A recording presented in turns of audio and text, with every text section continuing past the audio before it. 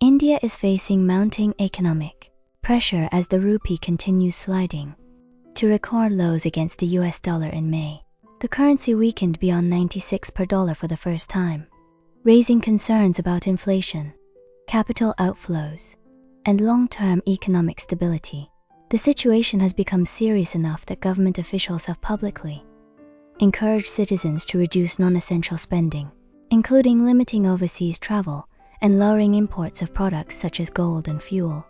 Behind the scenes, investors are increasingly questioning whether India's growth model can remain sustainable under rising global pressure.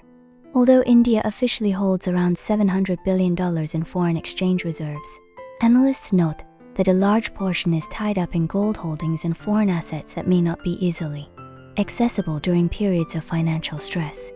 At the same time, the country continues running large trade deficits driven by heavy imports of oil, electronics, and precious metals. India's economic model has long depended on three major external growth engines. The first is export manufacturing and assembly tied to global supply chains. Many industries, including pharmaceuticals and electronics, still rely heavily on imported components and raw materials.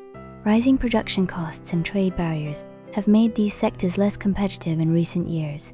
The second pillar is overseas remittances. Millions of Indian workers employed abroad, particularly in Gulf economies, send large amounts of money back home every year.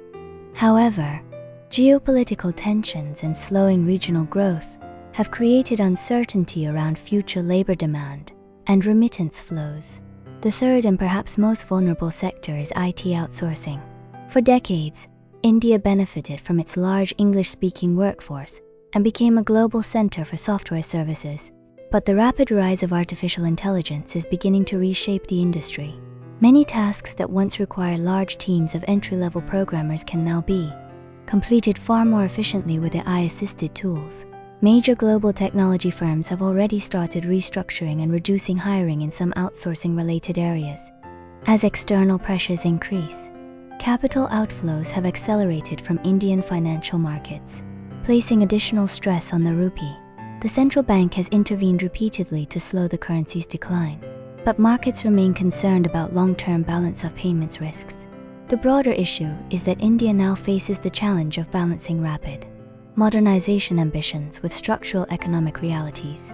The coming years may determine whether the country can successfully transition toward a more resilient growth model or remain vulnerable to global economic shocks and technological disruption.